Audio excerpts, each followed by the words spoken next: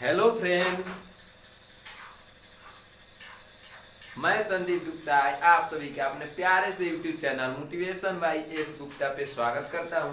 जैसा कि आप लोग जानते हैं कि हमने पिछली कक्षा में प्रत्यय और उपसर्ग के विषय में जाना था, तो हम आज प्रत्यय और उपसर्ग के बारे में कुछ बता दे रहे हैं जिससे कि आपकी यादें ताज़ा हो जाएं। उसके बाद हम अपना वर्ण टॉपिक चालू करेंगे और उसमें स्वर वर्ण, व्यंजन वर्ण और उससे संबंधित जो परिभाषाएं और उनके जो उदाहरण है, एग्जाम्पल है, जो परीक्षाओं में पूछे जाते हैं, उनके विषय में समझेंगे। तो चलिए हम कुछ उपसर्ग और प्रत्यय के विषय में आप लोग को यादें ताज़ा करा दें। ये जो हमने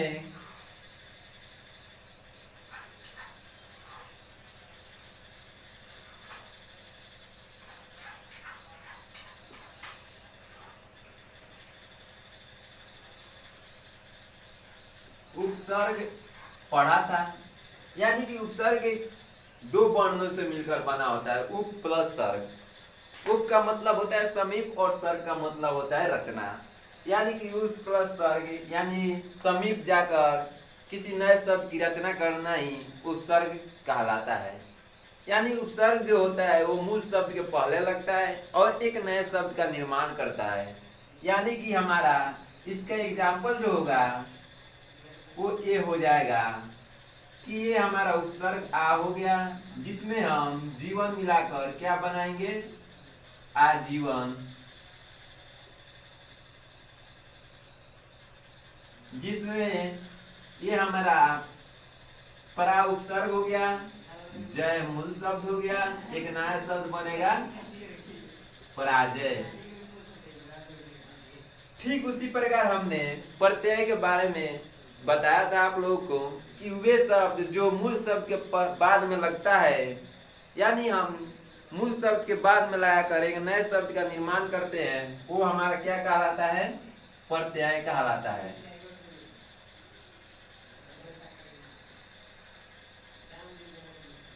वो हमारा क्या होता है, प्रत्यय कहा जाता है। यानी कि जो शब्द मूल शब्द के बाद में लगकर एक नए शब्द की रचना करे उसे हम प्रत्यय कहते हैं। जैसे में एग्जाम्पल हमारा ये है, ये जो है नर, इसमें ई प्रत्यय लगकर हमारा एक नया शब्द क्या बनाएगा, नारी।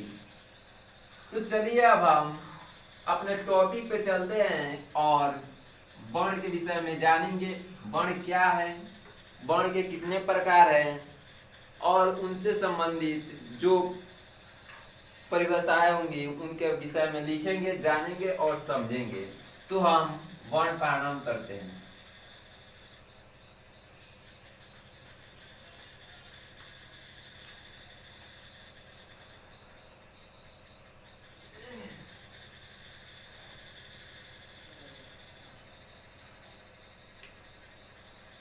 वह छोटी से छोटी ध्वनि जिसके टुकड़े या खंड न किए जा सके उसे हम वर्ण कहते हैं। वह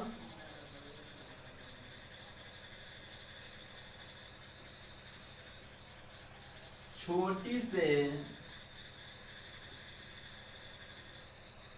छोटी ध्वनि जिसके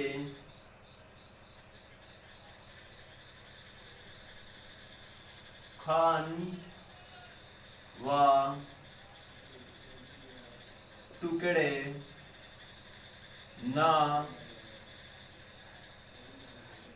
किए जा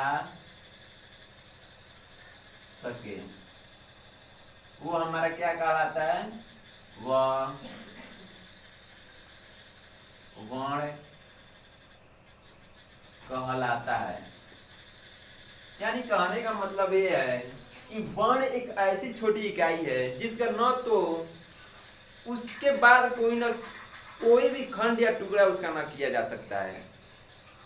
यानी कि अब हम इसके प्रकार के विषय में जानेंगे। यानी वर्ण दो प्रकार का होता है। वर्ण दो प्रकार के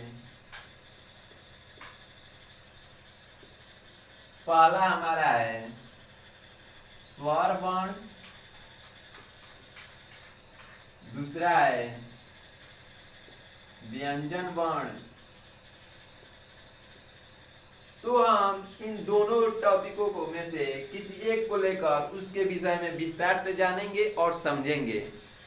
तो चलिए हम पहले स्वर वर्ण को लेते हैं और उसके विषय में जानते हैं कि इसकी परिभाषा क्या होती है, इसकी संख्या क्या होती है या इसके प्रकार क्या होते हैं। तो चलिए सबसे पहले हम स्वर वर्ण लेते हैं।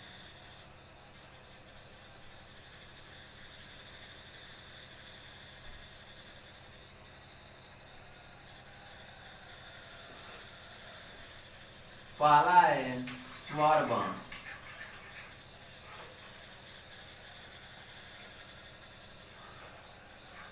स्वर वर्ण उन वर्णों को कहा जाता है जिनका उच्चारण करने में किसी अन्य वर्ण की सहायता न ली जाए, यानी किसी दूसरे पर ये आश्रित नहीं होते हैं। यानी कहने का मतलब है कि वे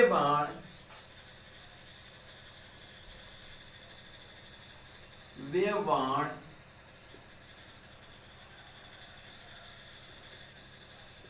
जिनका उच्चारण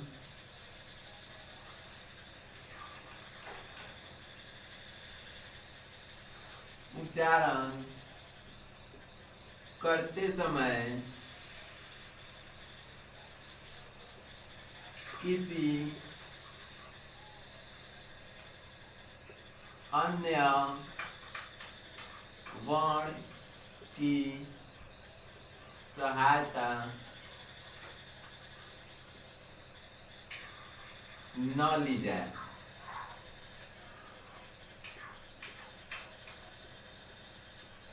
वह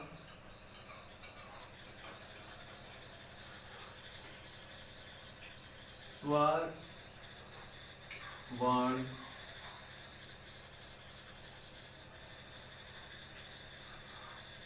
कहलाता है। यानी कहने का मतलब यह है कि स्वर वर्ण उन वर्णों को कहा जाता है जिनका उच्चारण करने में हमें किसी अन्य वर्ण की सहायता न लेनी पड़े। यानी वह हमारा स्वर्ण वर्ण कहलाएगा। स्वर्ण वर्ण की संख्या जो होती है स्वर्ण वर्ण की संख्या 11 है।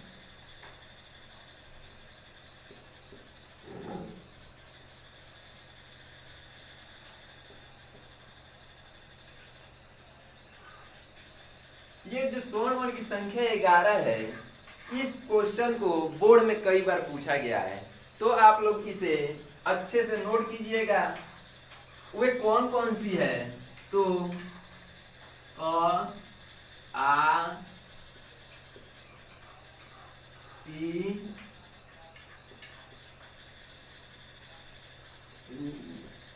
हर्षऊ, री, ए, आई, ओ, औ,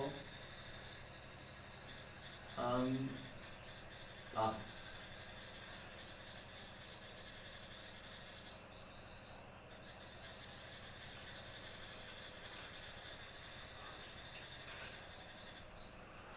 ये जो आते हैं हमारे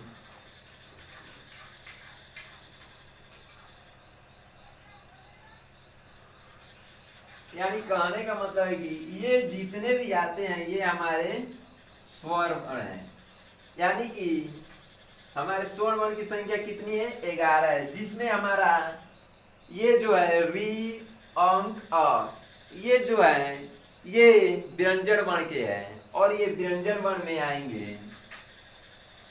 अंक जो है वो व्यंजन वर्ण के हैं, यानी अयोगवार में आते हैं, वो अयोगवार वर्ण कहलाते हैं। तो चलिए हम आगे चलते हैं।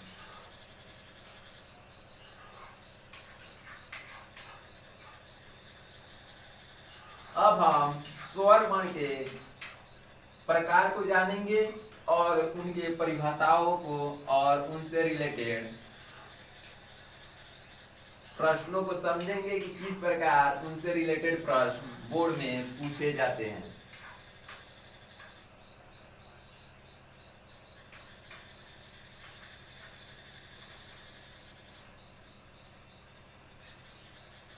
यानी कि ये हमारा जो स्वर वर्ण है इनकी संख्या 11 होती है, जिसको हमने लिख भी दिया आप लोग के सामने। अब स्वर वर्ण के प्रकार,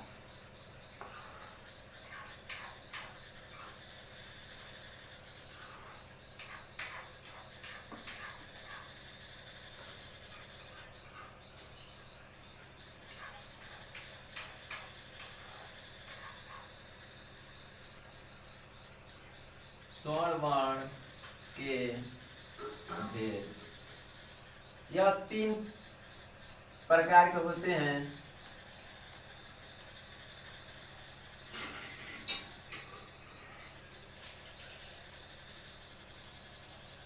यानी कि पहला हमारा ह्रस्व स्वर, दूसरा जो है दीर्घ स्वर, और तीसरा है प्लुत स्वर।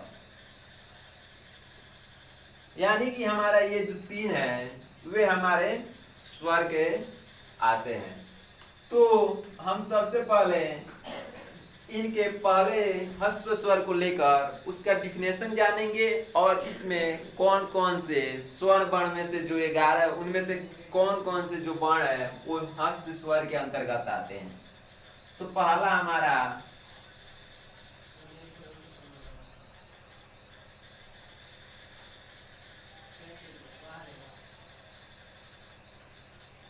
अरे यार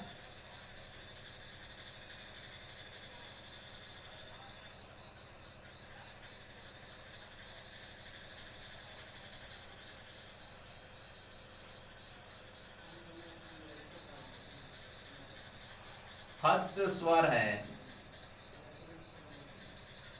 पहला हमारा ह्रस्व स्वर।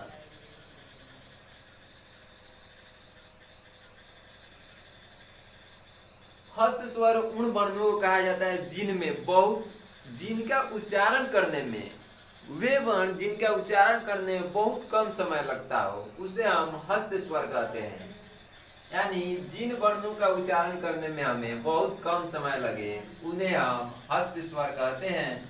तो चलिए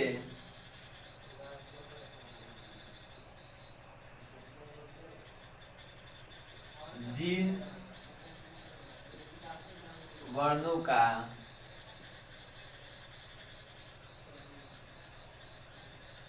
उच्चारण करते समय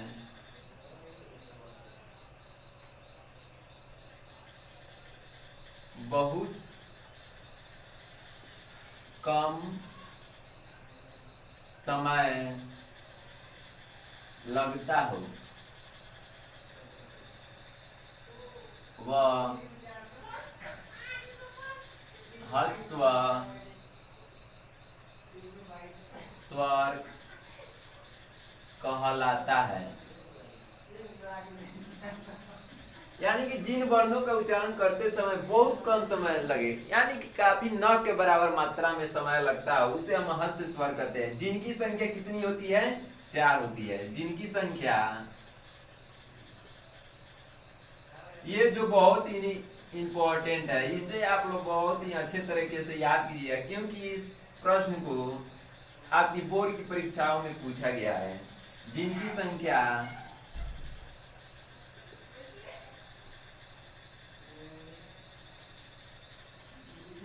4 है। अब वे कौन कौन सी है?